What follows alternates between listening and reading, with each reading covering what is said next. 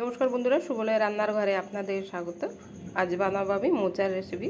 নিয়ে নিয়েছি একটা গোটা মোচা, ধুয়ে পরিষ্কার করে রেখেছি। এখানে একটা আলু, কয়েকটা কাঁচা লঙ্কা, আদা রসুন বাটা, একটা পেঁয়াজ। এদিকে নিয়েছি ছোলা, ধনে জিরে, হলুদ গুঁড়ো আছে। প্রথমে আমি লবণ আর হলুদ মাখিয়ে মোচাটাকে সেদ্ধ করে নেব। মোচাটা সেদ্ধ হয়ে গেছে, দিয়ে দিলাম সর্ষের তেল, অল্প অল্প হলুদ দিলাম। আলুটা ভেজে তুলে নেব, এটাকে লাল করে ভেজে নেব। আলুটা ভাজা হয়ে গেছে, আমি তুলে নিচ্ছি।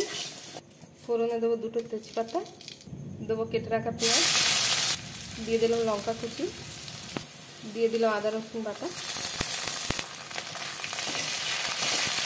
দেবো ধনে জিরে হলুদ গুঁড়ো। অল্প জল দিয়ে মশলাটা কষিয়ে নিতে হবে। দিয়ে দিলাম সেদ্ধ করা মোচা, ভালো করে নাড়াচাড়া করে নিতে হবে। দেবো ভেজে রাখা আলু, দেবো স্বাদ মতো লবণ, দেবো অল্প চিনি,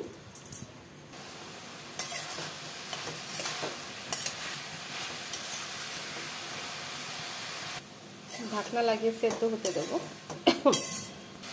দিয়ে দিলাম ছোলা সেদ্ধ। আমার মোচার রেসিপিটা হয়ে গেছে। দিয়ে দেবো ওপর থেকে একটুখানি ছাতু আছে আমার, ছোলার ছাতু। ছাতু দিয়ে দিলাম, মাখো মাখো হবে। আটাও দেওয়া যায়, কিন্তু আমার কাছে ছোলার ছাতু ছিল বলে আমি ছোলার ছাতু দিলাম। দেবো অল্প ঘি, দিয়ে দিলাম গরম মশলা। আমি অন্য একটা পাত্রে নামিয়ে নেব। আমার রেসিপিটা হয়ে গেছে, আমি অন্য একটা পাত্রে বের করে নিচ্ছি।